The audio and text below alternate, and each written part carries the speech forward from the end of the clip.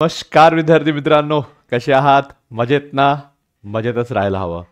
मी सुशांत, तुमचा physics teacher, स्वागत करतो भारताच्या सगळ्यात मोठ्या एज्युकेशनल प्लॅटफॉर्मवर, ज्याचं नाव आहे फिजिक्सवाला. ओके, मला असं वाटते आतापर्यंत आपण mathematical methods, units and measurement आणि मोशन इन प्लेन बघितलंय. ठीक आहे, आज आपण हा चॅप्टर बघणार आहोत ज्याचं नाव आहे ग्रॅविटेशन, है ना. इसका नाम क्या है बेटा? ग्रेविटेशन. इसको हम वन शॉट में क्लियर करेंगे. हम देखेंगे इंपॉर्टेंट कंसेप्ट्स यहाँ पे क्या है जो हमारे लिए बहुत इंपॉर्टेंट है. ठीक है, सीडी के लिए हमको बहुत इंपॉर्टेंट है.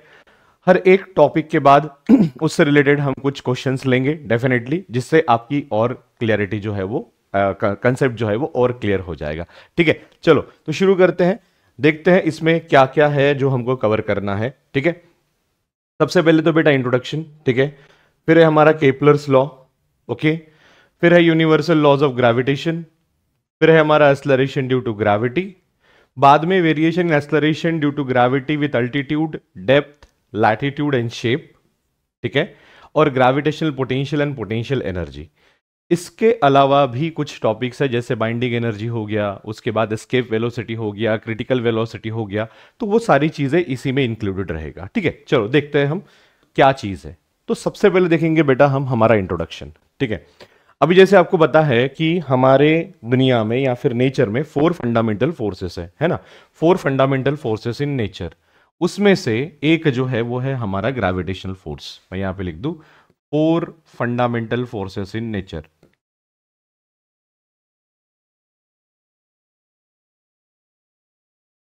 Four fundamental okay forces in nature. बराबर है. कौन से 4 फंडामेंटल फोर्सेस इन नेचर? अगर मैं यहां पे वन बाय वन देखूं तो सबसे पहले मैं यहां पे लिख देता हूं दैट इज ग्रेविटेशनल फोर्स, है ना. ये सबसे वीकेस्ट फोर्स है हमारे नेचर का, है ना. यानी ग्रेविटेशनल फोर्स जो हमको दिखता है, जिसके वजह से हम अर्थ की सरफेस पे है, that is the weakest force of nature. तो आप समझ सकते हो कि कितने बड़े बड़े और पावरफुल फोर्स इस नेचर में है, नेचर में एग्जिस्ट करते हैं. Are you getting my point? चलो देखते हैं सामने. दूसरा कौन सा है बेटा? Electromagnetic force. मैं यहां पे लिख देता हूं EM फोर्स.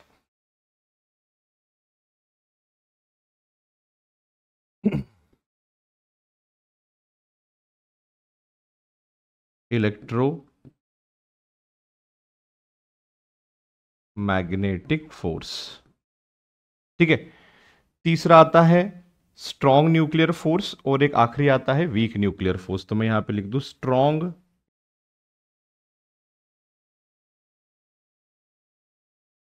Nuclear force. ठीक है, और दूसरा आता है वीक न्यूक्लियर फोर्स, है ना. यानी न्यूक्लियर फोर्स में 2 कैटेगरी आएगी, एक स्ट्रॉन्ग और एक वीक आएगा. तो सबसे वीकेस्ट हमारा ग्रेविटेशनल फोर्स होता है और सबसे स्ट्रॉन्गेस्ट हमारा स्ट्रॉन्ग न्यूक्लियर फोर्स होता है ना. इसके अलावा बहुत सारे डिफरेंशिएटिंग पॉइंट है. ग्रेविटेशनल फोर्स मास के वजह से आता है, इलेक्ट्रोमैग्नेटिक फोर्स चार्ज के वजह से आता है, और स्ट्रॉन्ग न्यूक्लियर फोर्स या न्यूक्लियॉन्स की वजह से आता है. ठीक है, तो ये सारी चीजें हम सामने देखेंगे, लॉज ऑफ मोशन में वगैरह हम इसको देखेंगे. ठीक है, that is not an issue. हाल फिलहाल हमको किस पे हमको फोकस करना है? हमको फोकस करना है बेटा ग्रेविटेशनल फोर्स में, है ना. ग्रेविटेशनल फोर्स में ये किसके बीच में होता है बेटा? It is between masses. It is what? Between masses. ये बात ध्यान में रखना. आई बात ध्यान में? चलो देखते हैं सामने क्या चीज है. केपलर्स लॉज, है ना. तो कैसे हुआ था ये? न्यूटन का पहला अटेम्प्ट नहीं था, न्यूटन सर का पहला अटेम्प्ट नहीं था कि जो लॉज ऑफ ग्रेविटेशन हमको मिला, या फिर जो फोर्स बिटवीन द प्लैनेट्स, या फिर फोर्स बिटवीन द मासेस मिला, या फिर और कोई जो हम थोड़ा सा एस्ट्रोफिजिक्स में जाते हैं उसमें कुछ था. यानी न्यूटन सर के पहले भी कुछ वहां पे डिस्कवरीज हुई थी. The famous one was the Kepler's law, है ना. यानी इनिशियली ऐसा था कि पहले ऐसी मान्यता थी कि अर्थ जो है वो एक जगह पे है और बाकी सन जो है उसके अराउंड घूम रहा है ना. बहुत सारी थेरीज आई थी, लेकिन बाद में धीरे धीरे कैलिब्रेट करते हुए फाइनली केपलर्स ने कुछ लॉ दिए, है ना. और वो केपलर्स के लॉ कुछ इस तरीके से है, that is law of orbit. ठीक है, लॉ ऑफ एरियाज, और लॉ ऑफ पीरियड। ऐसे 3 लॉज है जो हमको यहां पे देखने हैं, बराबर। सो केपलर्स लॉज के बारे में मैं क्या बता दूं।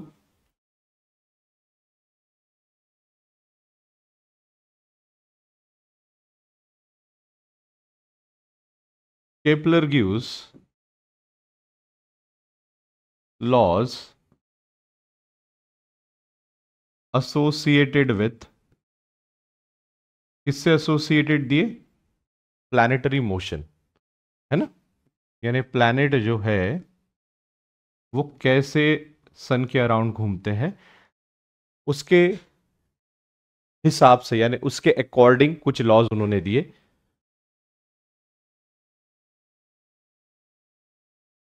है ना। So Kepler gives laws associated with planetary motion, है ना। और उन्होंने इसके लिए बहुत क्या बोलते रिसर्च किए। मुझे लगता है टाइको ब्राहे नाम के एक साइंटिस्ट है जिन्होंने जो डेटा है ऑफ प्लैनेटरी मोशन कलेक्टेड किया और उस कलेक्शन के ऊपर उन्होंने कुछ लॉस दिए, है ना। ही गिव्स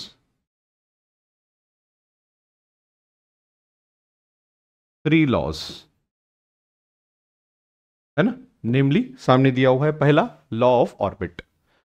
केपलर्स क्या बोलते हैं कि सन जो है, सन के अराउंड बाकी के प्लेनेट घूम रहे हैं लेकिन सर्कुलर ऑर्बिट में नहीं, इलिप्टिकल ऑर्बिट में। ऐसा कौन बोलते हैं, केपलर्स। देखो, all planets move in elliptical orbit around the sun with the sun at one of the foci of the ellipse. अब इलिप्स में ऐसा, जैसे हम सेंटर ऑफ द सर्कल एक पॉइंट पकड़ते हैं, यहाँ पे हम फोसाई पकड़ते हैं। तो यहाँ पे आप देख सकते हो, ठीक है, ये एक फोसाई हो जाता है ना, और ये एक दूसरा फोसाई हो जाता है। तो या तो सन यहां रहेगा या तो सन यहां रहेगा और प्लैनेट जो है वो कुछ ऐसे घूमेंगे। आई बात ध्यान में, ऐसा कौन बोलते हैं, हमारे Kepler. So this is the first Kepler's law, that is also called as law of orbit, कि प्लैनेट जो है सन के अराउंड कैसे घूमते हैं। बाद में लॉ ऑफ एरियाज, है ना। उनका यह कहना है क्या कि the line joining the sun and the planet sweeps out equal area in equal interval of time. बोलने का मतलब क्या कि ये देखो, यहां पे मान लो मैंने सन कंसिडर किया और यहां पे मान लो मैंने प्लैनेट कंसिडर किया, है ना। अब सन से प्लैनेट की जोड़ने वाली लाइन कौन सी है, ये देखो ये वाली है इस केस में। इज दैट ओके, एक सेकेंड मैं इससे बना दूं, ये वाली लाइन है, बराबर है। किसको किससे जोड़ने की, हमारे सन से प्लैनेट को जोड़ने की लाइन ये वाली है। अब मान लो प्लैनेट घूमते घूमते यहां से यहां आया, तो यहां पे जो लाइन थी, ये जो लाइन पहले यहां पे थी, बाद में ये लाइन यहां पे आ गई, है ना। यानी कुछ इस तरीके से हुआ होगा। अगर मैं आपको बताऊं, ये देखो, ये है line joining the sun and the earth, पकड़ लो या फिर प्लैनेट पकड़ लो। अब जब प्लैनेट यहां से यहां जाएगा तो देखो लाइन यहां पे यहां आई बात ध्यान में। तो वो क्या बोलते हैं, ये जो इस लाइन ने जो एरिया ट्रेस किया है वो कितना किया है, देखो ये वाला एरिया, है ना। ये अभी जो लाइन है उसने ये वाला एरिया ट्रेस किया है, ये वाला, बराबर। उसी तरीके से जब प्लैनेट यहां पे था और यहां से वो यहां पे आया तो उसने कितना एरिया ट्रेस किया, इतना एरिया ट्रेस किया। समझ में आ रहा है। अब सपोज करो प्लैनेट अगर मान लो यहां से यहां जा रहा है और उसको टाइम लग रहा है टी लग रहा है, समझ लो उसको टाइम लग रहा है, तो यहां से भी अगर यहां तक जाने के लिए अगर टी लग रहा होगा तो ये एरिया और ये एरिया कैसा है बेटा, सेम। ये दोनों एरिया कैसे रहेंगे, सेम। वो यानी बोलने का मतलब क्या है, इक्वल टाइम में इक्वल एरिया स्वेप्ट करेगा। सीधी सी बात है, जब दूर रहेगा तो स्लो मूव करना पड़ेगा और जब पास रहेगा तो फास्ट मूव करना पड़ेगा प्लैनेट को। और ऐसा होता है। प्लैनेट का मोशन कैसे होता है मैं आपको बताता हूं। एक्चुअली प्लैनेट का मोशन कुछ इस तरीके से होता है। अगर मैं यहां से शुरू करूं तो यहां से उसकी स्पीड कम कम कम कम कम कम होते जाती है, यहां पे बहुत स्लो हो जाती है, ऐसी ऐसी ऐसी। और जैसे ही वो पास में आ जाता है तो और फास्ट हो जाती है और फिर यहाँ पे धीरे धीरे धीरे धीरे स्लो हो जाती है ना। तो इसके वजह से क्या होता है, एक लॉ उन्होंने बताया कि line joining the sun and the planet sweeps out equal area in equal interval of time. So that is all about what your laws of areas. तीसरा है laws of period, है ना। अब laws of period इसी के basis पे आया, है ना। अगर मान लो आप ये पकड़ रहे हो कि ये यहां से लेके यहां तक आप क्या पकड़ रहे हो, आर वेक्टर पकड़ रहे हो, वहां पे लिखा हुआ है, आपको दिख नहीं रहा है।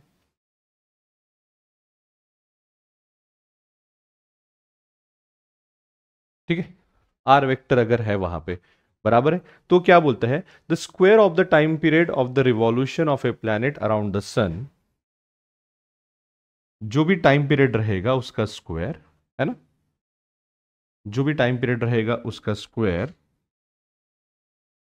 Is proportional to R cube, है ना, is proportional to the cube of a semi major axis of the ellipse traced by the planet. समझ में आ गया? इसको बोलते हैं क्या, हमारा लॉज ऑफ पीरियड्स। सिंपल सी बात है, ठीक है। मैं फिर से तीनों लॉज को एक बार रिवाइज कर देता हूं, है ना। क्या बोलते हैं तीनों लॉ? पहला लॉ, लॉ ऑफ ऑर्बिट, कि सन जो है उसके अराउंड जो प्लैनेट घूम रहे हैं, है ना, वो सर्कुलर ऑर्बिट में नहीं तो इलिप्टिकल होते हैं, और सन जो है वो कोई भी एक फोसाई में होता है। ये पहला पॉइंट। दूसरा पॉइंट, एक पर्टिकुलर टाइम में सेम एरिया ही ट्रेस करेगा, कौन, line joining the sun and the planet.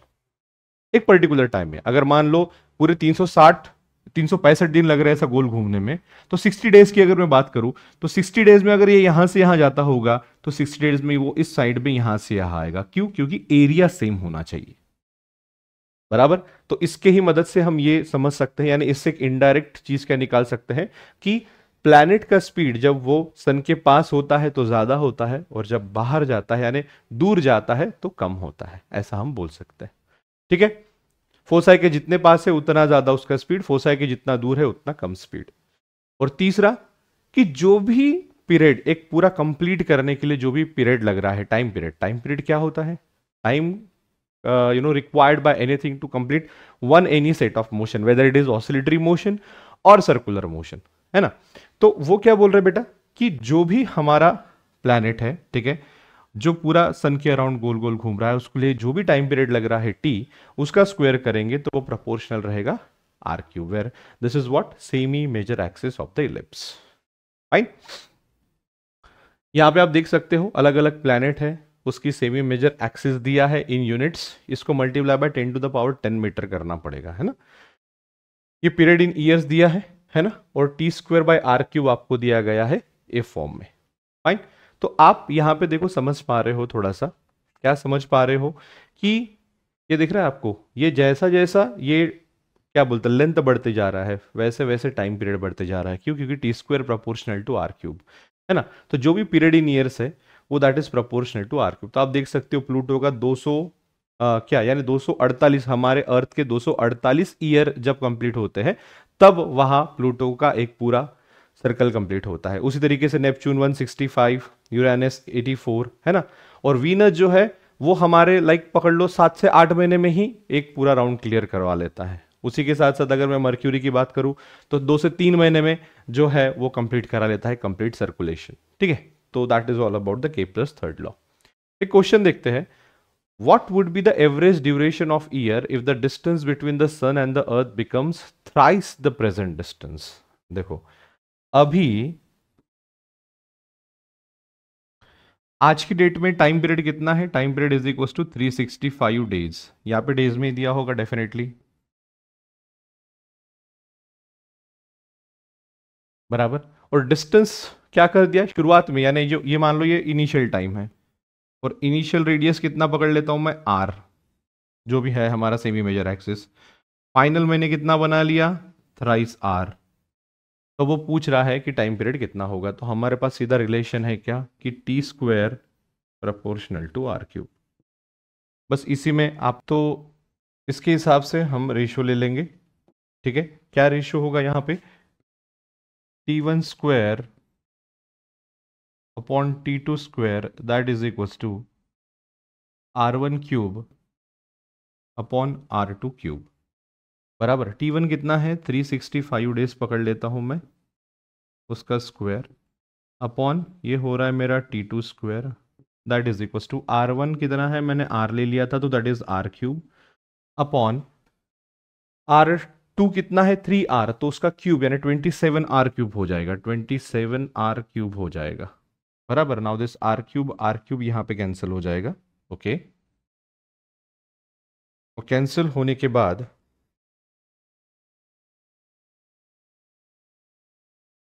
T2 square is equal to कितना हो जाएगा, 365 का स्क्वायर इंटू 27, बराबर। अब मैं स्क्वायर रूट करूंगा तो T2 कितना मिलेगा मुझे, इसका स्क्वायर रूट 365 मिलेगा इंटू रूट ऑफ 27।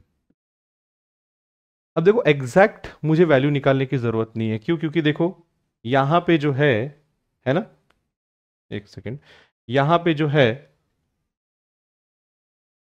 आप यहाँ पे देख सकते हो आंसर जो है यहाँ पे जो आपको दिख रहा है यहाँ पे, ठीक है, वो बिल्कुल पास पास नहीं है, बहुत दूर दूर है, बराबर।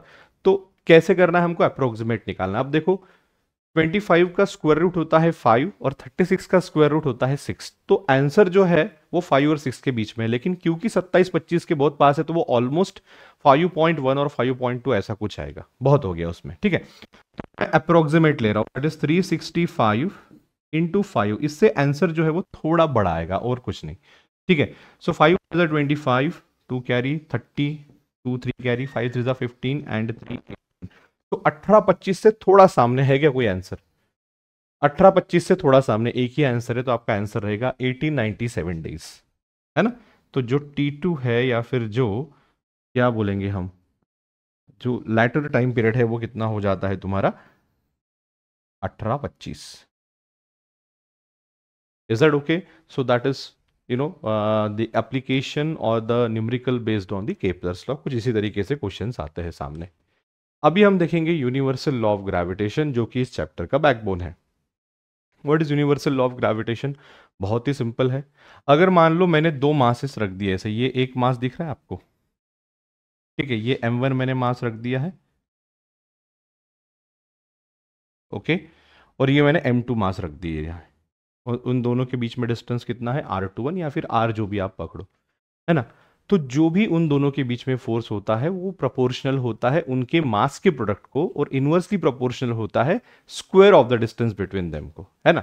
बोलने का मतलब क्या है कि जो भी हमारा फोर्स होगा, ग्रेविटेशनल फोर्स, वो प्रोपोर्शनल रहेगा product of the mass, multiplication of the mass, और वही फोर्स जो रहेगा वो इनवर्सली प्रोपोर्शनल रहेगा square of the distance between them.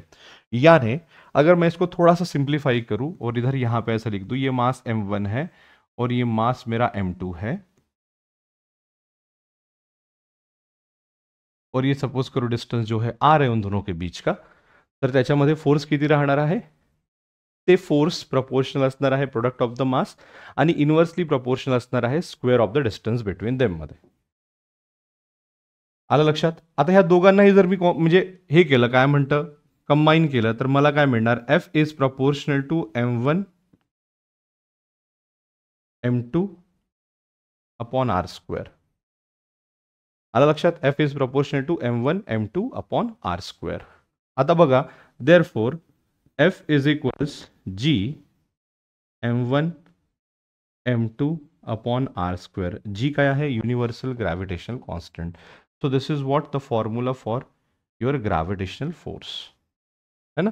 जेही फोर्स असेल ते दोन मास जेवढे जास्त असेल तेवढे त्याच्यामध्ये फोर्स असेल, आणि जेवढं अंतर दूर असेल तेवढा कमी फोर्स असणार आहे, त्याला स्क्वेअरला प्रपोर्शनॅलिटी राहणार आहे। बघा तेच म्हणतंय, कुठलाही पार्टिकल मॅटर मधला दुसऱ्या कुठल्याही मॅटरला अट्रॅक्ट करतो आणि त्या फोर्सने अट्रॅक्ट करतो जो फोर्स प्रपोर्शनल असणार आहे काय, प्रोडक्ट ऑफ द मास, आणि इनवर्सली प्रपोर्शनल असणार आहे square of the distance between them. बघा, every particle of matter attracts every other particle of matter with a force which is directly proportional to the product of their masses and inversely proportional to the square of the distance between them। बरोबर। आता suppose करा हा तुमचा r1 vector आहे जो इथे मासला denote करतंय, ठीक आहे, हा तुमचा r2 वेक्टर आहे जो डिनोट करतंय, मग या दोघांमधला डिस्टन्स किती, r21। अकॉर्डिंगली सुद्धा तुम्ही फॉर्म्युला वेक्टर फॉर्ममध्ये घेऊ शकता, पण तुम्ही एवढं जरी लक्षात ठेवलं तरी सफिशियंट आहे। Fine, so that is all about universal law of gravitation. एक क्वेश्चन बघूया, the gravitational force between the two bodies is 1 Newton, if the distance between them is doubled, what will be the gravitational force between them. बघा काय म्हणतंय, मला तर माहिती आहे सरड्याचं उत्तर 0.25 Newton येतोय। का बरं?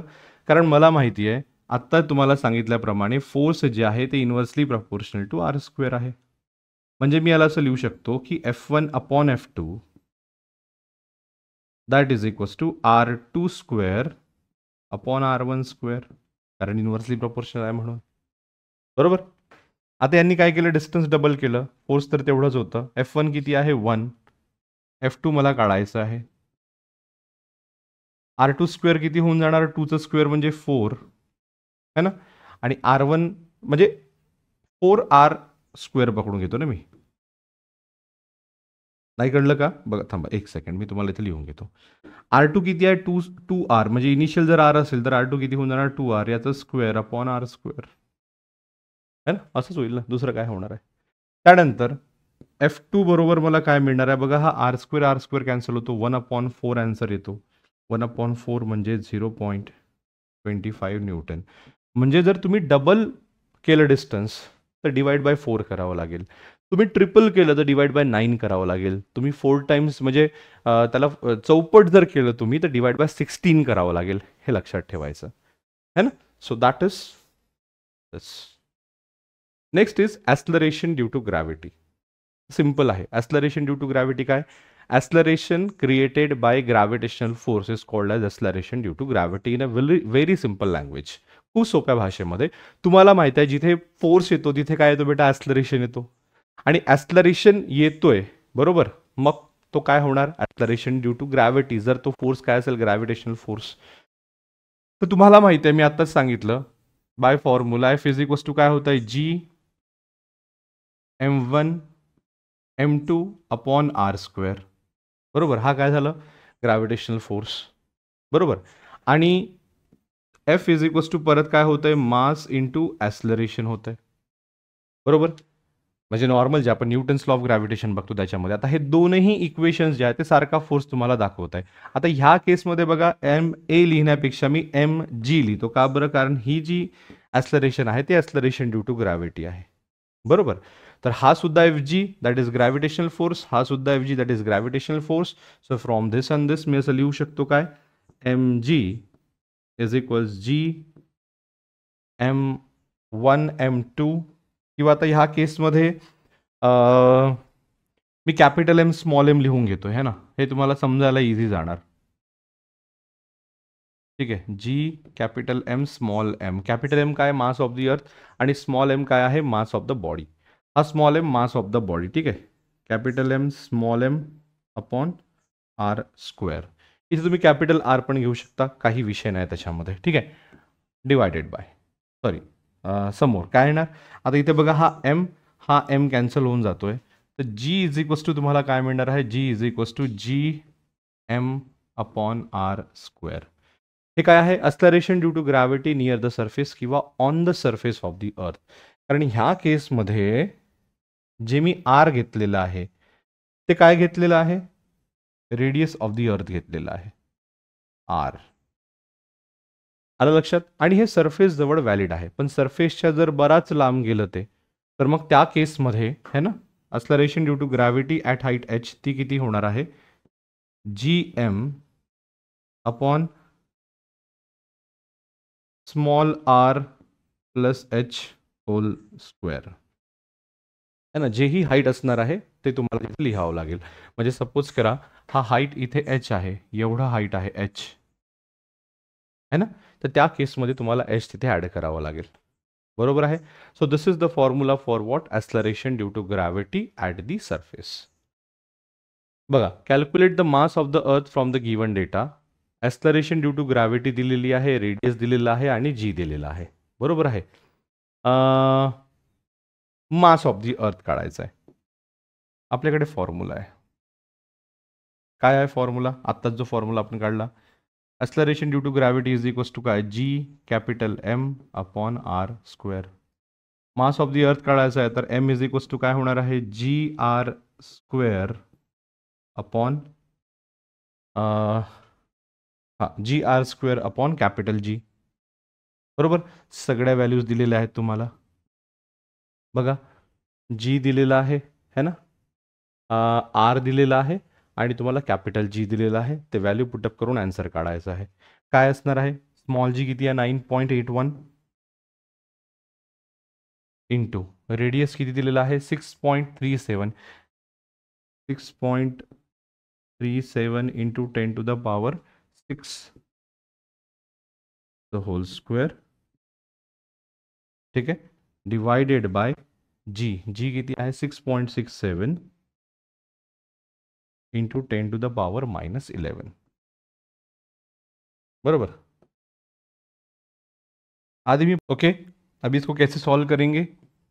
देयरफॉर m इज इक्वल्स, ये कितना हो जाएगा 9.81 into 6.37 into 6.37 into 10⁻12 okay, divided by 6.67 into 10⁻⁻11। ठीक है, तो दैट इज इक्वल्स टू, अगर मैं इसको सॉल्व करने की कोशिश करूं तो अब ये देखो, एक रफ कैलकुलेशन मैं आपको बताता हूं। इसको अगर इससे मैं कैंसिल किया हूं तो ये वैल्यू 1 से थोड़ी सी कम आएगी। क्यों? क्योंकि डिनोमिनेटर बड़ा है, न्यूमरेटर छोटा है। 1 से वैल्यू थोड़ी सी कम आएगी, 0.9 समथिंग वगैरह वैल्यू आना चाहिए। आई बात ध्यान में? अब अगर मान लो मैं ऐसी 2 मिनट के लिए यहाँ पे लिख लेता हूँ 0.9 एक वैल्यू अप्रोक्सीमेट ले रहा हूँ मैं, ठीक है। और बाद में 9 सिक्सा कितना होता है 54, है ना। 9 सिक्सा कितना होता है 54, लेकिन 54 से भी अब ये देखो, अब ये इसको ऑलमोस्ट मैं 10 पकड़ सकता हूँ, इसको 6 पकड़ सकता हूँ, है ना। इसको 10 पकड़ूंगा, इसको 6 पकड़ूंगा, 37 इधर 81 बैलेंस कर रहा हूँ। तो 9 सिक्सा कितना हो जाएगा 54 हो जाएगा, बराबर है। 54 इंटू 0.9 ऑलमोस्ट 5.5 के आसपास कुछ वैल्यू आएगी। ये देखो 5.97 जो है into 10⁻24 kg will be your answer. तो इट इज 5.97 इंटू 10⁻24 kg।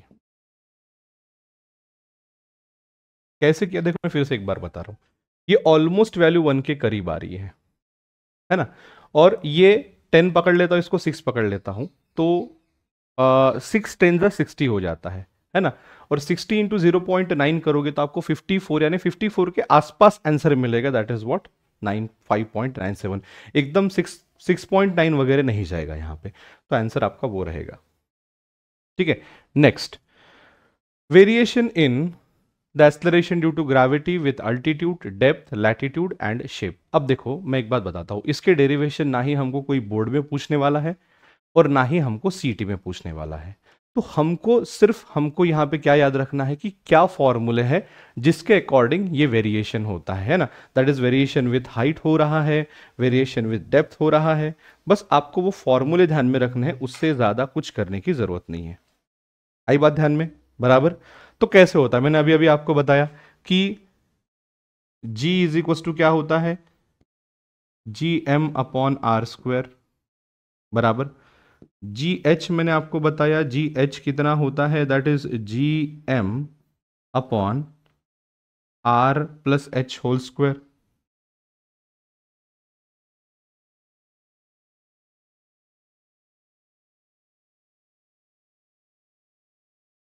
बराबर।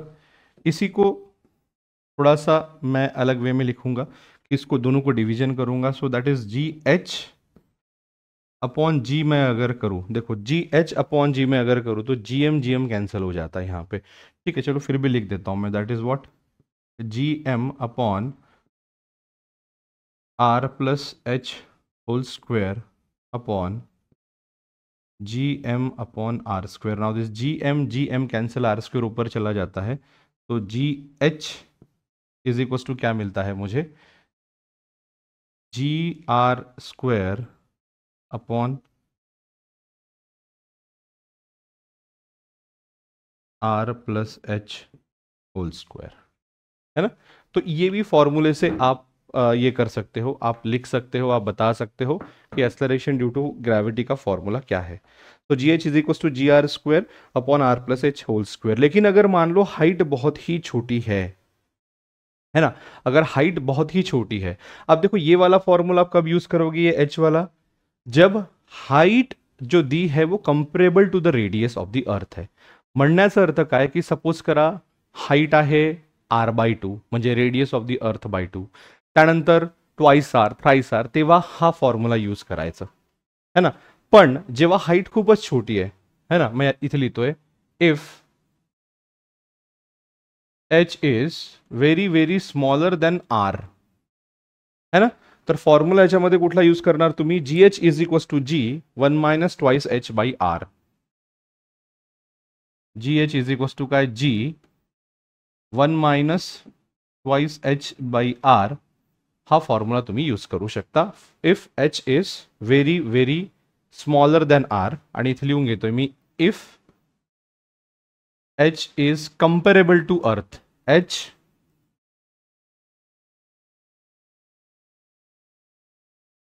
comparable to RE, that is what, radius of the earth. R असं लिहिलं तरीही चालेल, काही प्रॉब्लेम नाहीये, है ना. हे लक्षात ठेवायचं इथे, आणि ह्याच्यामध्ये हे लक्षात ठेवायचं. हे झालं हाईटचं. At what distance above the surface of the earth acceleration due to gravity decreases by 10% of its value at the surface? Question आहे तुमचं. काय क्वेश्चन म्हणतंय, अर्थ पासून किती हाईटवर, है ना, हे अर्थ आहे, अर्थ पासून एक पर्टिक्युलर हाईट असणार आहे, है ना. या हाईटवर ॲस्टरेशन ड्यू टू ग्रॅव्हिटी काय होणार आहे, 10% कमी. म्हणजे इथे जर जी असेल, है ना, तर इथे काय होणार, 0.9 g. 10% कमी म्हणजे काय, 1 असेल तर तिथे 0.9 g, किंवा इथे 100 g असेल तर इथे 90 g. तुम्ही असंही करू शकता, है ना. पर्सेंटेज ट्रिक्स आहेत ते. मग हाईट काढायची आपल्याला. आता बघा, हाईटचं जर मी इथे गोष्ट केली, है ना, इथे जर मी हाईटची गोष्ट केली, तुम्हीच सांगा हाईट कशी आहे, कंपेरेबल टू अर्थ आहे की नाही आहे, है ना. हाईट जे आहे ते कंपेरेबल टू अर्थचं रेडियस नाही आहे, ती छोटी आहे, कारण अर्थचं रेडियस 6400 किलोमीटर म्हणतो आपण, आणि ह्या केसमध्ये फारच कमी दिलेला आहे. मग आपण फॉर्म्युला कुठला यूज करायचं, आपण फॉर्म्युला हा यूज करायचं, कुठलं, G H is equals to G 1 minus twice H by R, है ना. आता जी एच म्हणजे किती, 0.9 g, that is equals to G 1 minus twice H by R. सध्याचं मी इथे लिहून घेतो. आता इथे बघा, हा जी जी कॅन्सल होतो, इथे 0.9 उरत आहे फक्त. 0.9 म्हणजे 9/10 तुम्ही असं पण बोलू शकता, काही हरकत नाही आहे, ठीक आहे. So 0.9 that is equals to 1 minus twice H by are.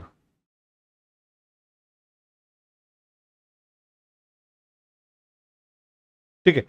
आता ह्याला इकडे घेऊन जाऊ, ह्याला इकडे नेऊ, तर therefore 2h/r, 2h/r is equals to काय होणार आहे, 1 मायनस 0.9 म्हणजे 0.1, म्हणजे 1/10 मी इथे करून घेतो 2 मिनिटासाठी, बरोबर आहे. तर h बरोबर मला काय मिळणार आहे, r डिवायडेड बाय 20. r किती आहे, 6400 डिवायडेड बाय 20. हा 0 इथे कॅन्सल होतोय, आणि याला जर तुम्ही सॉल्व कराल तर h is equals to 320 kilometres तुम्हाला उत्तर मिळतोय.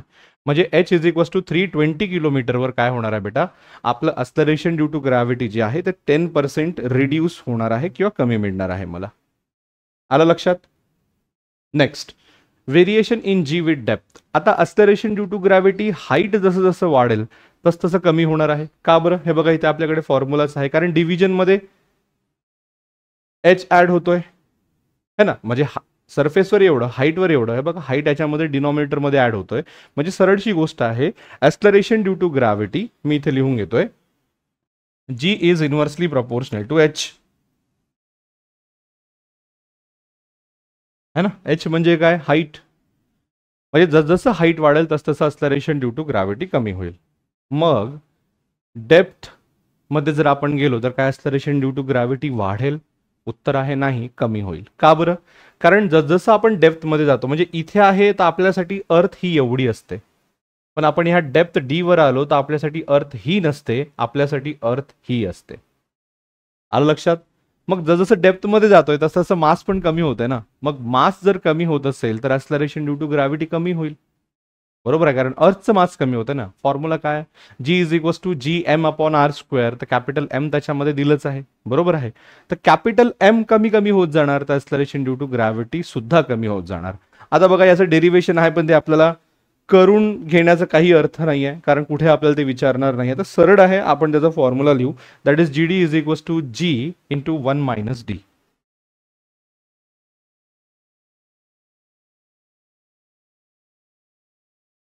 1 मायनस डी बाई आर. हा फॉर्म्युला आहे acceleration due to gravity at depth D. अच्छा, मी आधी लिहून घेऊ का? ठीक आहे. अस्लरेशन ड्यू टू ग्रॅव्हिटी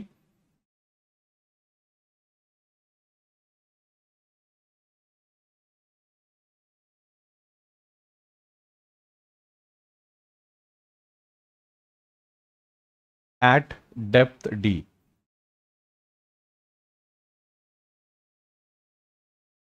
काय असणार आहे ते? सिंपल फॉर्म्युला तुम्हाला मी आत्ताच दिलं.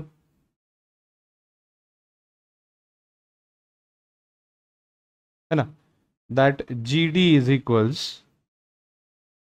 जी in bracket 1 minus D by R. है ना, हा फॉर्म्युला आहे acceleration due to gravity at depth D. आता तुम्ही इथे बघू शकता, जसजसं डी वाढेल म्हणजे जसजसं डेप्थ वाढेल तसतशी ही व्हॅल्यू जी आहे ती मोठी होत जाणार, सॉरी छोटी होत जाणार. बघा, डेप्थ इज इक्वल्स टू तुम्ही रेडियस ठेवला म्हणजे डेप्थ 0 ठेवलं तर 0 अपॉन एनिथिंग 0, तर acceleration due to gravity at depth किती होऊन जाणार? फक्त जी, कारण जी इंटू 1 होणार. बट सपोज करा तुम्ही आर डेप्थ म्हणजे तुम्ही सेंटरला आले अर्थच्या, है ना, तर डी इज इक्वल्स टू काय होणार? R. So R upon R 1, so 1 minus 1 0, so 0 into G is 0. म्हणजे acceleration due to gravity at depth किती असणार आहे? 0. आलं लक्षात मी काय म्हणतोय? तर this is nothing but what? Your acceleration due to gravity at depth D. आता समोर चलूया, variation in G with latitude and rotation of the earth. आता बघा, जसजसं तुम्ही इक्वेटर कडून पोलकडे जाताय तसतसं तुमची जी अँग्युलर स्पीड आहे, है ना, किंवा जे एक अँग्युलर स्पीड म्हणण्यापेक्षा तुमची जी वेलॉसिटी आहे, वेलॉसिटी कमी कमी होत जाणार, त्याचं मॅग्निट्यूड कमी कमी होत जाणार.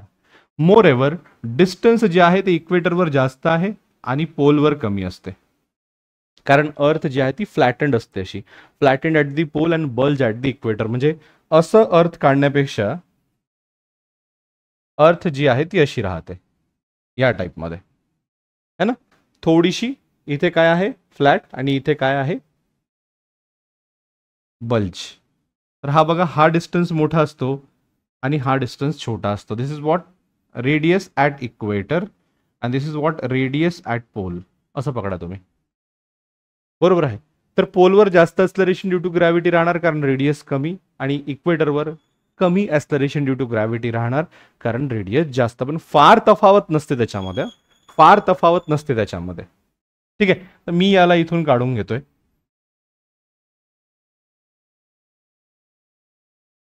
ठीक आहे, मी याला इथून काढून घेतोय आणि सरळ तुम्हाला मी अल्टिट्यूडनुसार आणि सॉरी लॅटिट्यूड आणि काय म्हणतात रोटेशनच्या हिशोबाने तुम्हाला मी फॉर्म्युला सांगतो त्याच्यामध्ये. That is G dash is equals to G minus R omega square cos square theta, है ना.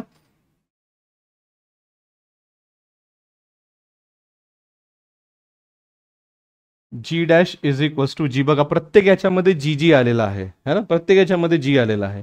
G dash is equals to G minus R omega square cos theta, है ना, cos square theta, sorry not cos theta, that's a cos square theta. तर आता इथे बघा theta कसं बघायचं. सपोज करा तुम्ही इथे आहात एका पर्टिक्युलर लॅटिट्यूडवर, तर थीटा तुमचा हा बनेल. तुम्ही पोलवर आहात तर थीटा तुमचं 90 बनेल. तुम्ही इक्वेटरवर आहात तर थीटा तुमचा 0 बनेल. बघा इथे 90 करा, है ना. Acceleration due to gravity is equals to G, कुठे? पोलवर. पण जसजसं तुम्ही इक्वेटरवर येत आहे तसं त्याची व्हॅल्यू काय होते? कमी होत जात आहे, है ना. याच्यामध्ये एवढंच लक्षात ठेवा, that is sufficient for your CET. कारण सीईटीवर याच्यावर आलेत क्वेश्चन, तर तेवढंच येतं की ह्या लॅटिट्यूड जो एवढा अँगल बनवते सेंटरपासून, तर त्याच्यावर किती ॲस्लरेशन ड्यू टू ग्रॅव्हिटी होणार आहे तेच, है ना. तर मी इथे लिहून घेतोय काय? At pole theta is equals 90 degree, therefore G dash is equal G. आलं लक्षात? At equator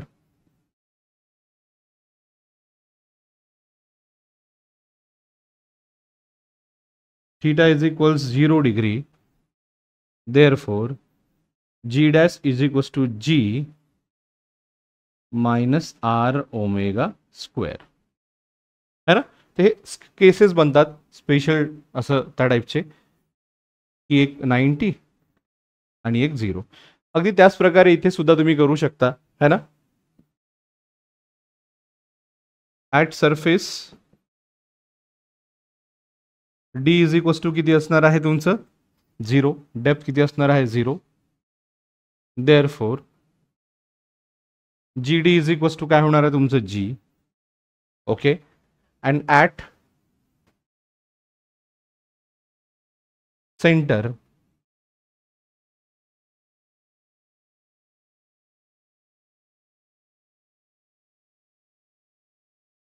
at centre of earth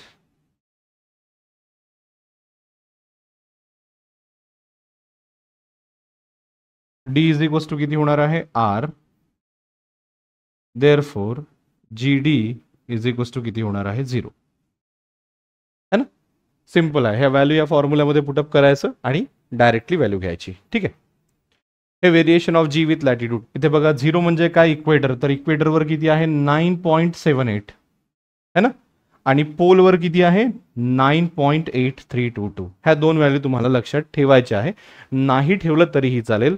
9.8322 hey इक्वेटरवरची value, sorry पोलवरची value आहे आणि ही इक्वेटरवरची व्हॅल्यू आहे. तुम्ही बघा पोलकडून जसजसे इक्वेटरकडे जातात तस तशी व्हॅल्यू जी आहे अस्लरेशन ड्यू टू ग्रॅव्हिटीची ती कमी कमी होत आहे. Right. I hope this is clear. Gravitational potential and potential energy, अभी ये क्या चीज़ है. देखो कभी भी एक बात ध्यान में रखना, जब कभी भी आप कंजर्वेटिव फोर्स के अगेंस्ट वर्क डन करते हो तो उसमें वो वर्क डन स्टोर होता है एज अ पोटेंशियल एनर्जी.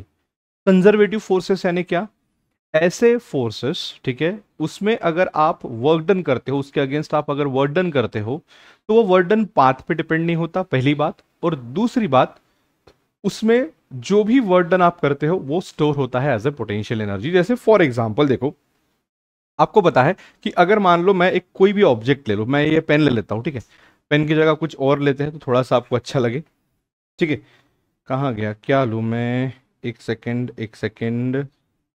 चलो ये एक मैं लॉक ले लेता हूं, या फिर एक चार्जर का ये जो अडेप्टर है मैं ये ले लेता हूं. ठीक है. अभी इसको अगर मैं यहां से उठा के यहां रखूं और छोड़ दूं तो ये नीचे गिरेगा नहीं गिरेगा, गिरेगा. क्यों गिरेगा, क्योंकि जब मैं नीचे से ऊपर इसको उठाया तो मैंने इसके ऊपर वर्क डन किया, किसके अगेंस्ट, ग्रेविटेशनल फोर्स के अगेंस्ट. तो वो कंजर्वेटिव फोर्स होता है. Gravitational force is the conservative force. तो उसके अगेंस्ट आप जब भी वर्क डन करते हो तो वो उसमें स्टोर होता है, उस ऑब्जेक्ट में स्टोर होता है एज ए पोटेंशियल एनर्जी. अब जरूरी नहीं है अब आप ऑब्जेक्ट को ऐसे लाओगे तो कम एनर्जी यहां पे स्टोर होगी, और ऐसे घुमा फिरा के लाओगे यहां पे तो ज्यादा एनर्जी स्टोर होगी. आप कैसे भी यहां पे लेके आओ उसमें उतना ही पोटेंशियल एनर्जी स्टोर होगा, क्योंकि it is all about height, perpendicular height, direct height. बराबर. छोड़ दोगे तो यही पोटेंशियल एनर्जी काइनेटिक एनर्जी में कन्वर्ट होगा. बराबर है. तो ग्रेविटेशनल पोटेंशियल और पोटेंशियल एनर्जी, ठीक है. ओके. व्हाट इज दिस, मैं यहां पे लिख देता हूं as gravitational force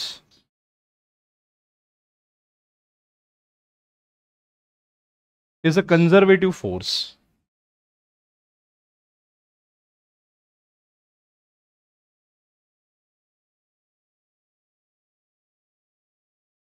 As gravitational force is a conservative force,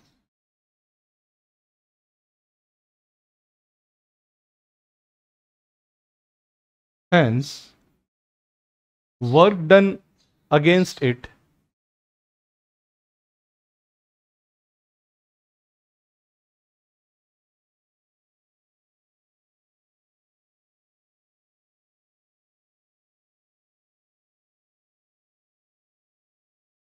is stored in the object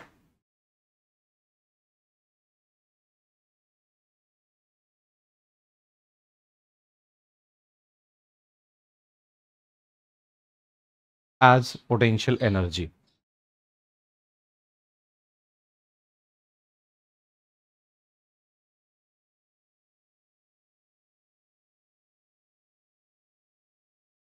है ना. As gravitational force is a conservative force, hence work done against it is stored in object as potential energy. ठीक है. Also, here work done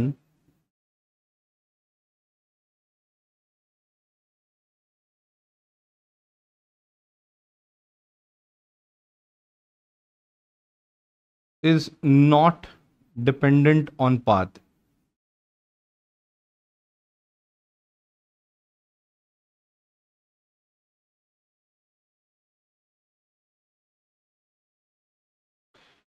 ठीक है, तो ये बातें आप ध्यान में रखना. सबसे पहले देखेंगे expression for gravitational potential energy, है ना. तो सीधी सी बात है, क्या हो रहा है, जब कभी भी आप मान लो ये आपकी अर्थ है ना. अब अर्थ में यानी पकड़ लो ये पहले मास यहां पे है, इसको उठा के आपने यहां पे रख दिया, तो डेफिनेटली अर्थ जो है इसको ऊपर जाने के लिए अपोज कर रही है, क्योंकि दो मास के बीच में अट्रैक्टिव फोर्स रहता है. लेकिन फिर भी आपने उसको यहां से उठा के यहां पे रख दिए,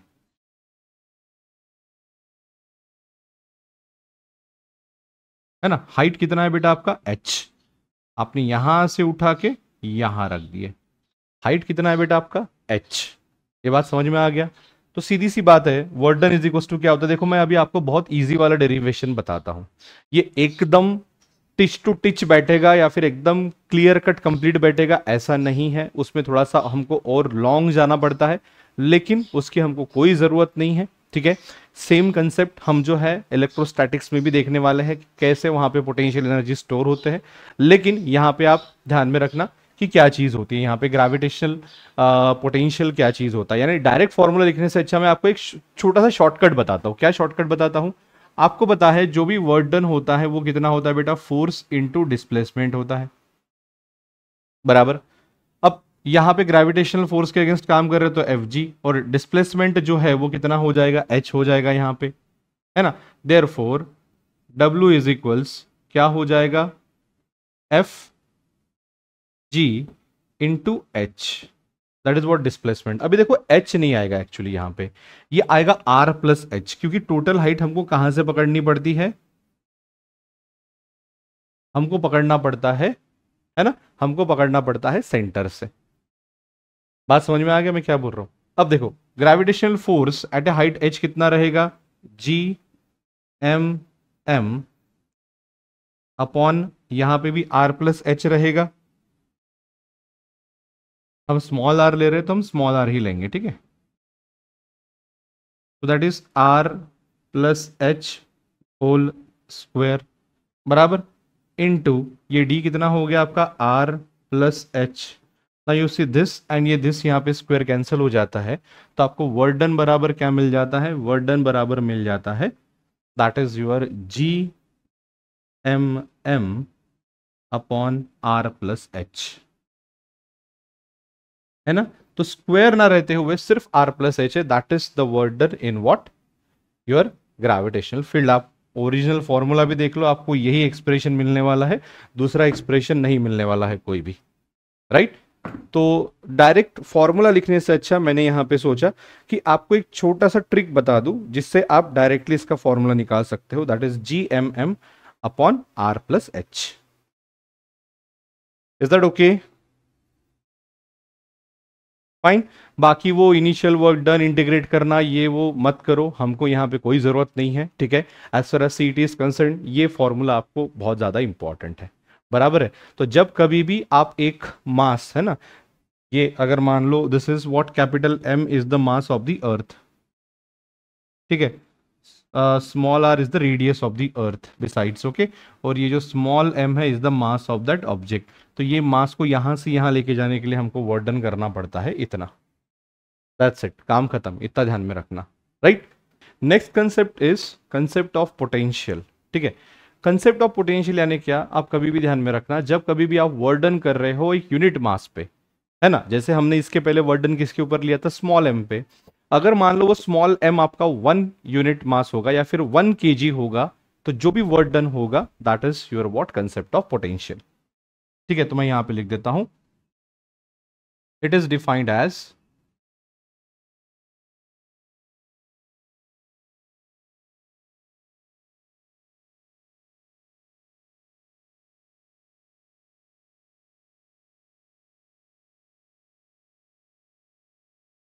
work done on unit mass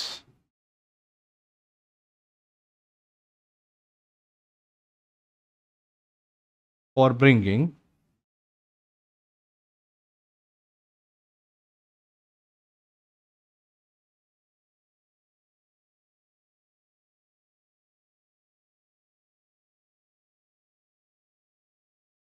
infinity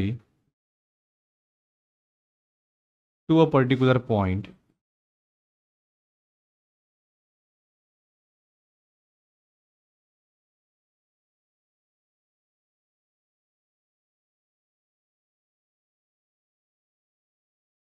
in gravitational field.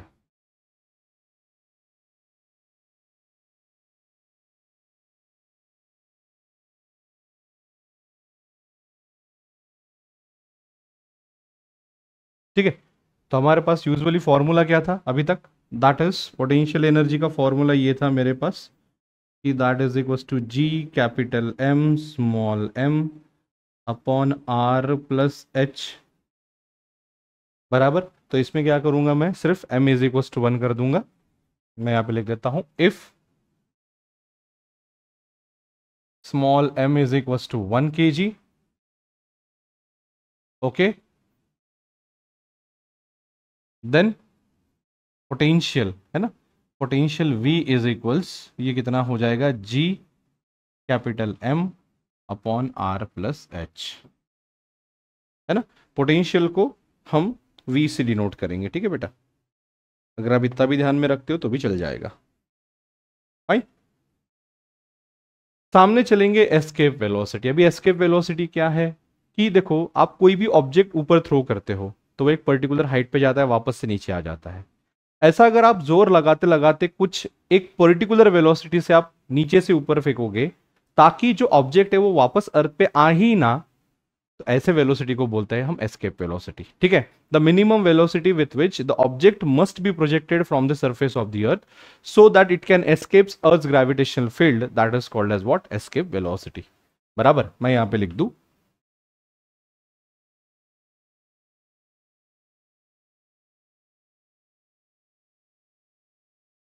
The minimum velocity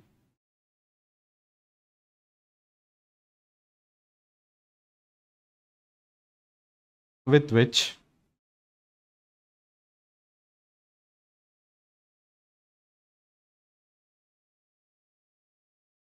object must be projected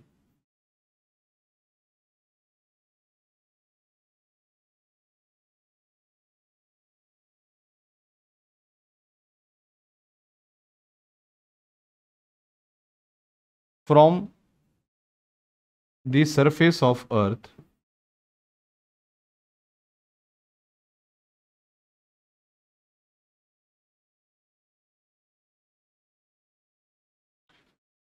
so that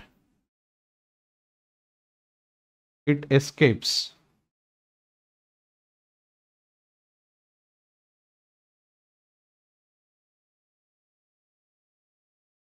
from earth's gravitational field।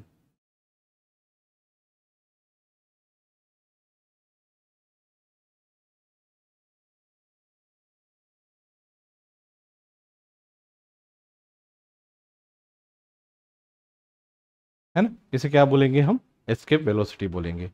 Escape velocity का मैं यहां पे आपको डायरेक्टली फॉर्मूला बताऊंगा, ठीक है, and that is what, V is equals to under root of twice G M upon R. V is equals under root of twice G M upon what, R. ये यहाँ पे ध्यान में रखना, स्मॉल आर मैं आपको दे रहा हूँ radius of the earth, text book में कैपिटल आर है, अभी शुरुआत से कर रहे हैं हम तो कोई दिक्कत नहीं, अगर आपको चाहिए तो वो आप कैपिटल आर भी इमेजिन कर सकते हो। तो इतना अगर वेलोसिटी से आप क्या करोगे, किसी भी ऑब्जेक्ट को सर से अर्थ के सरफेस से ऊपर फेंकोगे तो वो वापस अर्थ पे नहीं आएगा, वो सीधा निकल जाएगा अर्थ के ग्रेविटेशनल फील्ड के बाहर, बराबर। अगर मैं यूजुअली इसका वैल्यू देखने का कोशिश करूं किसका, ये हमारे एस्केप वेलोसिटी का, तो वो होता है 11.2 किलोमीटर पर सेकेंड, है ना।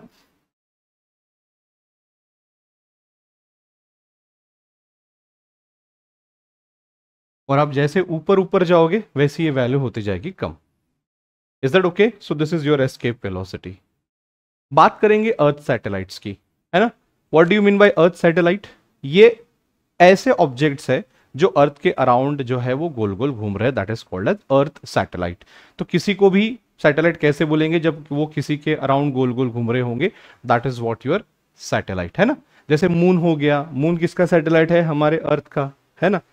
सो इन दैट वे, है ना। So the object which revolves around the earth are called earth satellites.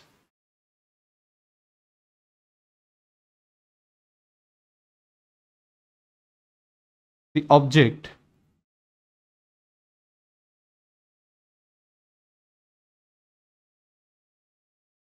which revolves around the earth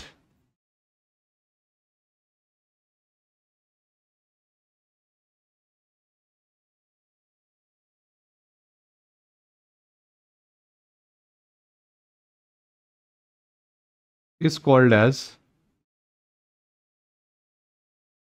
Earth's satellite.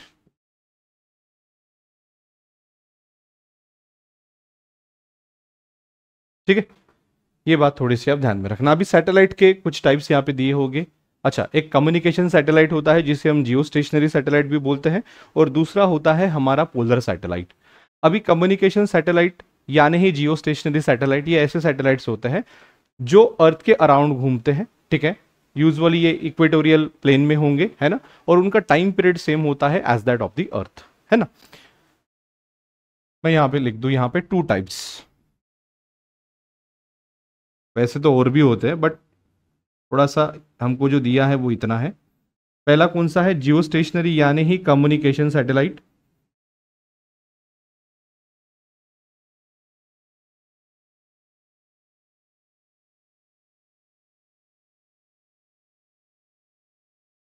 ठीक है, और दूसरा होता है हमारा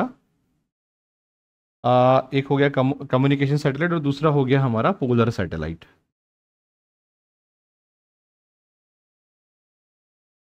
ठीक है, इसका हाइट ज्यादा होता है, इसका हाइट कम होता है।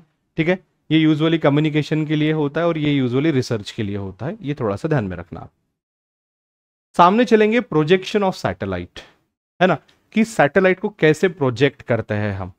तो सीधी सी बात है, मैं यहां पे आपको एक डायग्राम बना के बता देता हूं कि जिसके तहत या फिर जिसके हिसाब से हमारा अर्थ जो सैटेलाइट जो है वो प्रोजेक्ट होता है।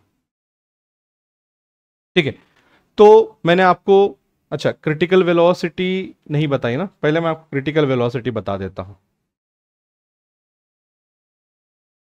ठीक है, ओके, हाँ, पहले मैं आपको क्रिटिकल वेलोसिटी बता देता हूं, एक सेकेंड। हाँ, फिर बाद में वो जाएंगे। ठीक है, सो क्रिटिकल वेलोसिटी क्या होती है? जब कभी भी हमको सैटेलाइट को प्रोजेक्ट करना होता है तो हम कैसे करेंगे, या फिर सैटेलाइट हमको लॉन्च करना होता है तो कैसे करेंगे? आपको पता है, आए गए आप अखबार में पढ़ते रहते हो कि यार ये सैटेलाइट लॉन्च किया है, वो सैटेलाइट लॉन्च किया है। तो ये कैसे करते हैं, है ना। तो ये मान लो अर्थ का सरफेस है, इसको लेके जाते हैं एक पर्टिकुलर हाइट पे, लेके जाने के बाद इसको ऐसा टिल्ट करते हैं और एक हॉरिजेंटल वेलोसिटी देते हैं जिसके मदद से वो अर्थ के गोल गोल घूमती है। तो ये जो हॉरिजेंटल वेलोसिटी है ना, ये given to the satellite so that it can revolve around the earth, that is called as what? Critical velocity. तो मैं यहां पे लिख दूं, the horizontal velocity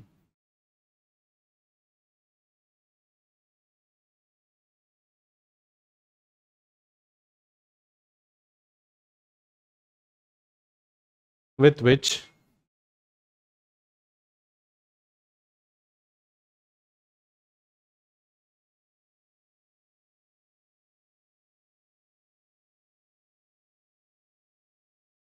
satellite must be projected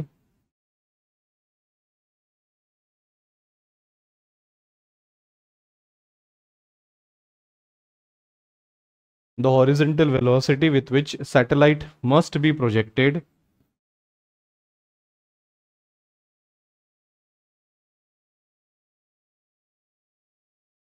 at a particular height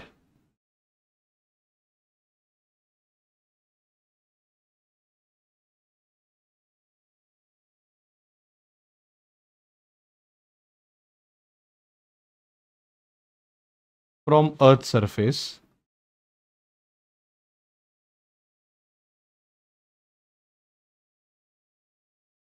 so that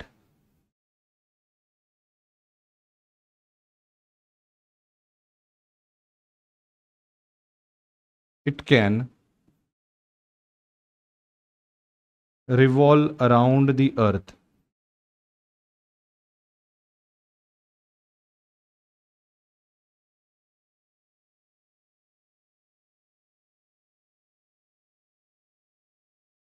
is called as critical speed.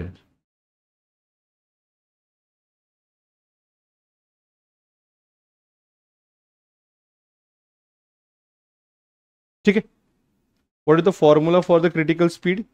Yes, V C is equal to क्या हो जाता है ये तुम्हारा अंडर रूट ऑफ, है ना, जी एम अपॉन आर हो जाता है, that is V C is equals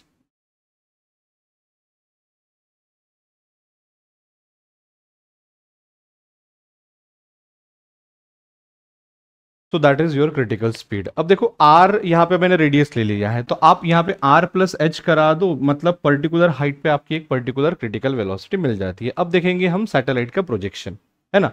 तो अगर मान लो जब कभी भी आप सैटेलाइट लॉन्च करना चाहते हो या फिर आप क्या बोलते हैं उसको घुमाना चाहते हो अराउंड दी अर्थ, है ना, तो कैसे होगा या फिर कैसे घूमेगा वो हम यहाँ पे थोड़ा सा देखेंगे।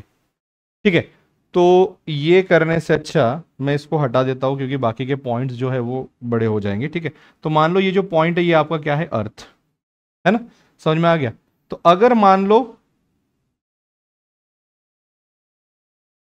आपने ये हाइट पे लेके गया और उसको प्रोजेक्ट किया हॉरिजॉन्टल, फॉर एग्जांपल ये आपका क्रिटिकल वेलोसिटी जो है वो क्या हो जाएगा, for example smaller sorry greater than क्या हो जाएगा आपका, बोलो यहाँ पे क्या हो जाएगा, ग्रेटर देन, यस यस बोलो। एक्चुअली ये जो है वो सेकंड वाला क्या बोलेंगे हम, पॉइंट हो जाता है वो ग्रेटर वाला। पहले लेस वाला लेंगे कि जो भी आपने दी हुई वेलोसिटी है, मैं यहाँ पे लिखता हूँ वी एच, वो स्मॉलर देन एस्केप वेलोसिटी है, तो ये कुछ इस तरीके से घूमेगा, है ना, इलिप्टिकल पाथ में घूमेगा। लेकिन ये जब अर्थ के पास से जाएगा तब उसका एटमॉस्फेयर से टकराव होगा और फाइनली उसका जो एनर्जी है वो कम कम होते होते वो अर्थ पे लैंड कर लेगा, बराबर है। तो अगर मान लो दी हुई हॉरिजॉन्टल वेलोसिटी क्रिटिकल वेलोसिटी से कैसी है बेटा, छोटी है ना। अब अगर मान लो दी हुई वेलोसिटी क्रिटिकल वेलोसिटी जितनी ही है तो क्या हो जाएगा, वो एक सर्कुलर ऑर्बिट जो है वो यहां पे परफॉर्म करेगा। ठीक है, बेसिकली इसको जो है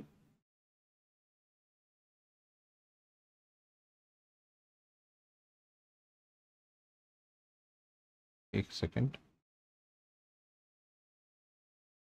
ठीक है, ये ऐसा करेंगे इसको, और इसको जो है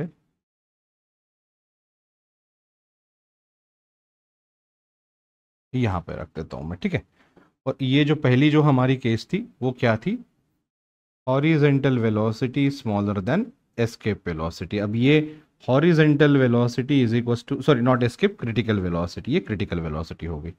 अब अगर मान लो वो ज्यादा है ना,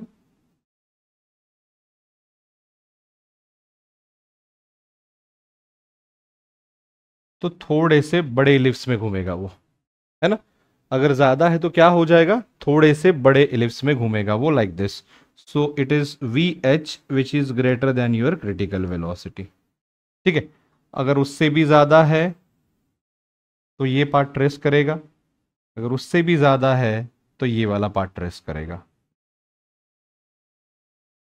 that is hyperbola and parabola, है ना।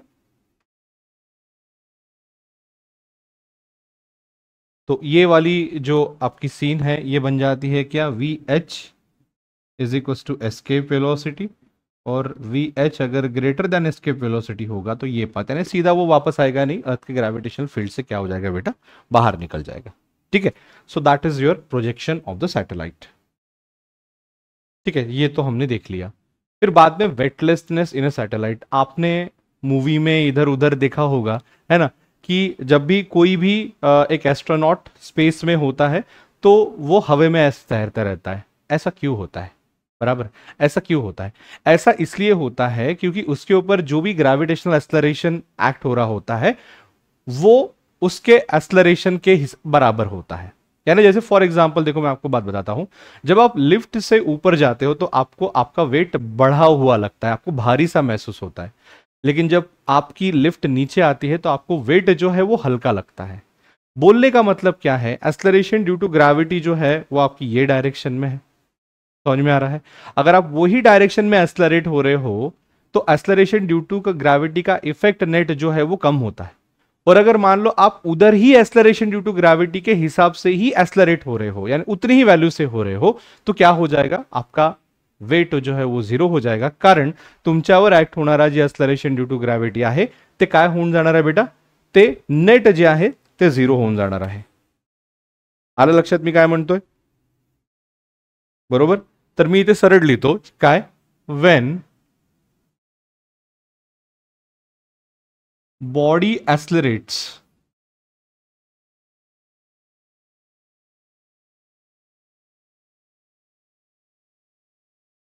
है ना, जेव्हा तुम्ही सपोज करा अर्थ पासून तुम्हाला खूप वर नेलं, 300-400 किलोमीटर वर नेलं आणि तुम्हाला सोडून दिलं, तर तुम्हाला वेट अनुभव होईल का? नाही का? कारण तुम्ही त्याच एक्सलरेशन खाली येत आहे G acceleration due to gravity of the earth आहे, है ना? When the body accelerates towards earth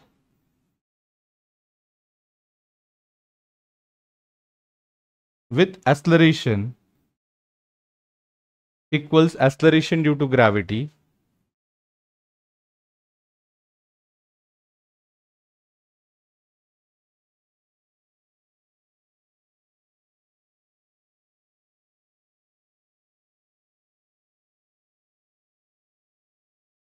then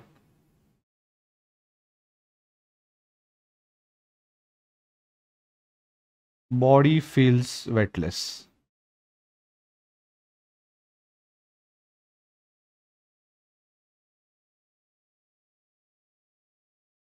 आलं लक्षात? है वेटलेस इन अ सॅटेलाइट। आता सॅटेलाइट मध्ये तेच होते, सॅटेलाइट जे आहे ती त्याच ऍक्सलरेशननी अर्थकडे असते, म्हणजे त्याच्यावर तो सेम ऍक्सलरेशन अर्थकडे एक ऍक्ट होते जेवढं ऍक्सलरेशन ड्यू टू ग्रॅव्हिटी आहे। सर हे काय सांगताय तुम्ही? बघा,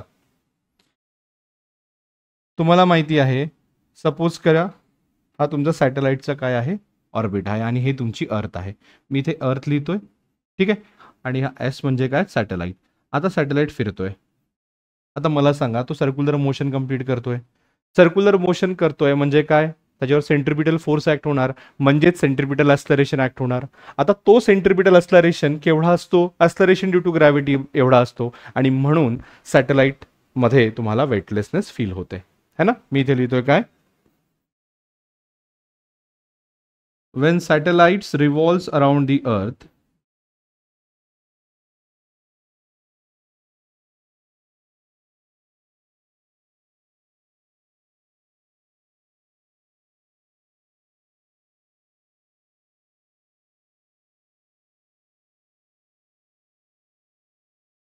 it is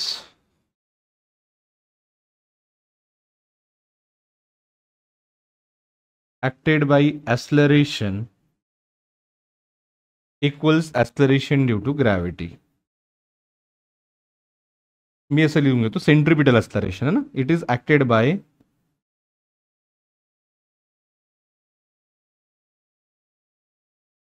centripetal acceleration equals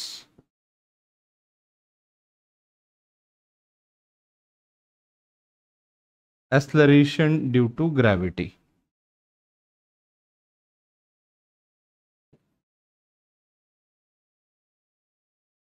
Hence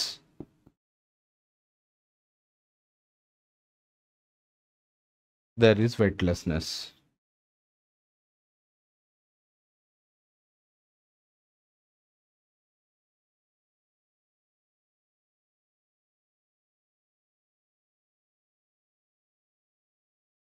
ठीक आहे, चला समोर चलूया, time period of a satellite. आता काय आहे? सिंपल आहे टाइम पिरियड, सरळ सरळ काय करायचं? Circumference divided by critical velocity करायचं, तुम्हाला व्हॅल्यू मिळून जाणार, है ना? So what is the time period of satellite? Time taken by satellite to complete one revolution around the earth, that is called as its time period, है ना? Time taken by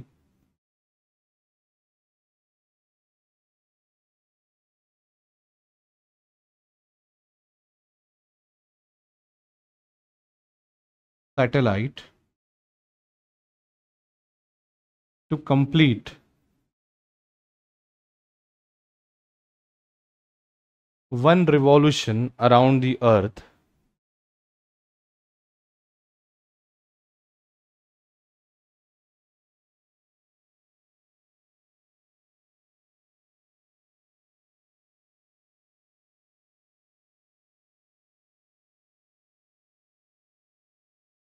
is called as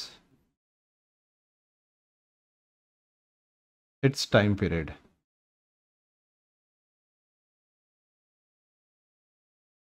आलं लक्षात? Is called as its time period. Formula आहे त्याचं t is equals to 2 pi under root of r plus h cube upon gm, है ना? हा formula आहे for the acceleration, sorry, for the time period of a satellite at a height h from the surface of the earth. Fine, समोर चालूया. Okay, प्रश्न आहे, calculate the period of revolution of a polar satellite orbiting close to the surface of the earth. Close to the surface of the earth म्हणजे H काय पकडायचं आपण? 0 पकडायचं, है ना? मग एच जर आपण 0 पकडलं तर काय होणार?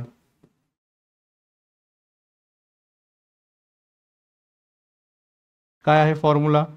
t is equals to 2 pi under root r, आता इथे r क्यूब येणार अपॉन gm. आलं लक्षात? आता बघा, मी याला असं सॉल्व्ह करू शकतो का की that is 2 pi under root of, असं लिहितो मी, r square upon gm into r. मी असं का बरं केलं? कारण gm अपॉन r स्क्वेअर काय आहे? ॲक्सलरेशन ड्यू टू ग्रॅव्हिटी आहे. तर मी इथे g लिहू शकतो सरळ. So that is equals to 2 pi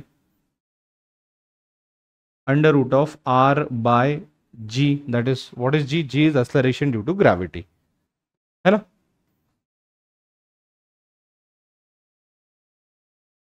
Therefore t is equals 2 pi under root of 6400 kilometres म्हणताय ना, आणि मिनिट्स मध्ये आपल्याला उत्तर दिलेलं आहे. ठीक आहे, आधी आपण आपल्या हिशोबाने काढू, सेकंड्स मध्ये काढू, मग डिवाइडेड बाय 60 केलं तुम्हाला मिळून जाईल ते. ठीक आहे, सो इट इज व्हॉट?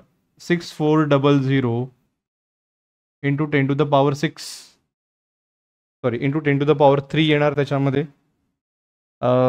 एक सेकंड, मी एक काम करतो, है ना? 64 इंटू 10 टू द पॉवर 5, ठीक आहे, 6.4 इंटू 10 टू द पॉवर 6 येईल, किलोमीटर्स आहेत ते, बरोबर आहे. 64 इंटू 10 टू द पॉवर 5 किंवा, ठीक आहे, चालेल, अपॉन 9.8 म्हणजे ऑलमोस्ट 10 पकडून घ्या तुम्ही. ठीक आहे, ऑलमोस्ट 10 पकडून घ्या तुम्ही. आता बघा इथे मी कसं करू शकतो? दॅट इज इक्वल्स टू 2 पाय, बाहेर काय काढतो? 64चं 8 बाहेर काढतोय. ठीक आहे, अंडर रूटमध्ये कसं लिहितोय बघा? 10 to the power 4 into 10 upon 9.8. तर हा ऑलमोस्ट, हा आणि हा इथे कॅन्सल होतो, हा बाहेर येतो. किती? That is 2 pi into 8 into 10 to the power 2. हे एवढे सेकंड्स होत आहे, डिवायडेड बाय काय करावं लागेल मला? 60. आता हा 1 0, हा 1 इथे कॅन्सल होऊन जातोय. ठीक आहे, हा 2 आणि हा इथे येतोय 3, है ना? मिनिट्समध्ये दिलेला आहे, डायरेक्ट मला उत्तरच मिळेल आता त्याच्यामध्ये. ठीक आहे, देअरफॉर टी इज इक्वल्स, किती राहणार आहे माझ्याकडे? 80 पाय बाय 3. 80 pi by 3. आता बघा, पाय म्हणजे 3.14, बरोबर आहे, खाली 3 दिलेलं आहे, म्हणजे उत्तर तुमचं 1 पॉईंट समथिंग येईल आपल्याला तिथे. म्हणजे 80च्या थोडंसं वर आपण जर बघितलं तर आपल्याला त्याचं उत्तर मिळेल, बरोबर आहे. हे कळतंय का तुम्हाला मी काय सॉल्व्ह करतोय तिथे? ओके, कारण आपल्याला दिलेलंच ते आहे ना, दुसरं तर काही दिलेलं आहे नाही त्याच्यामध्ये, बरोबर. तर थोडंसं काय म्हणू, 80च्या वर जर आपण केलं, पण एक गोष्ट इथे लक्षात घ्या, तुम्ही याला सुद्धा कमी केलंय, है ना? तर याला तुम्ही व्यवस्थित जर सॉल्व्ह केलं तर तुम्हाला 85 मिनिट्सचा उत्तर मिळतो. ठीक आहे. T is equals to what? 85 minutes. I hope this is clear. ठीक आहे. समोर binding energy of an orbital satellite. आता बाइंडिंग एनर्जी म्हणजे काय? ज्या एनर्जीने बाउंड होत आहे सॅटेलाइट कुणाला? अर्थला, किंवा अर्थला पकडून आहे. हे काय असतं नेमकं बघा. तुम्हाला माहिती आहे जोही एखादी ऑब्जेक्ट अर्थच्या सरफेसवर आहे तो त्याला बाउंड आहे, तो तिथून ऑटोमॅटिकली बाहेर नाही जाऊ शकत. का बरं नाही जाऊ शकत? कारण तो त्या पोटेन्शियल एनर्जीने बाउंड आहे. मग तेवढीच एनर्जी जर त्याला आपण दिली तर तो तिथून फ्री होऊन जाणार है ना. So the minimum energy that must be given to the satellite so that it can escapes out the earth surface है ना. तर त्याला काय म्हणायचं? Binding energy of the satellite म्हणायचं है ना.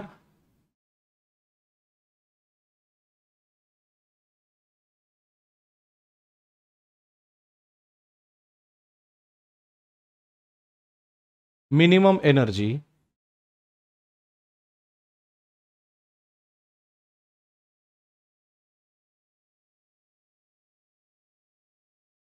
given to satellite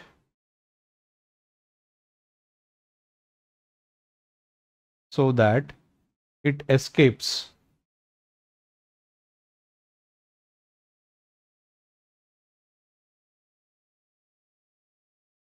from Earth's gravitational field.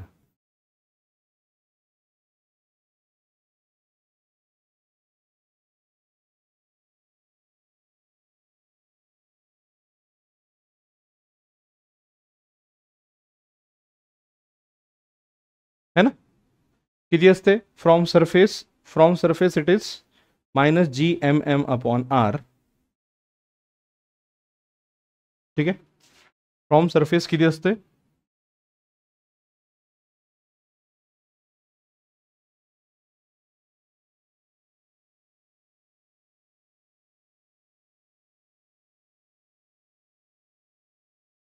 आता बघा, फॉर्म सरफेस जर आहे तर मी GMM R लिहितोय कारण बाइंडिंग एनर्जी ही पॉझिटिव्ह राहणार.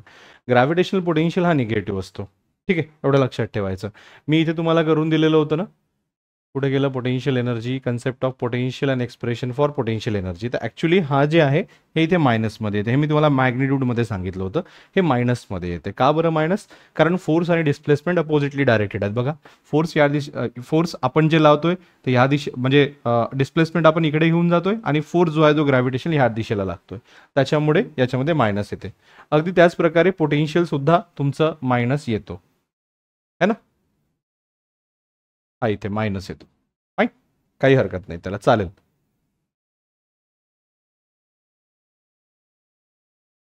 सो सरफेसवरून एवढं राहील. जर ऑब्जेक्ट कसा आहे? रेस्टमध्ये आहे आणि रिव्हॉल्विंग ॲट हाईट h.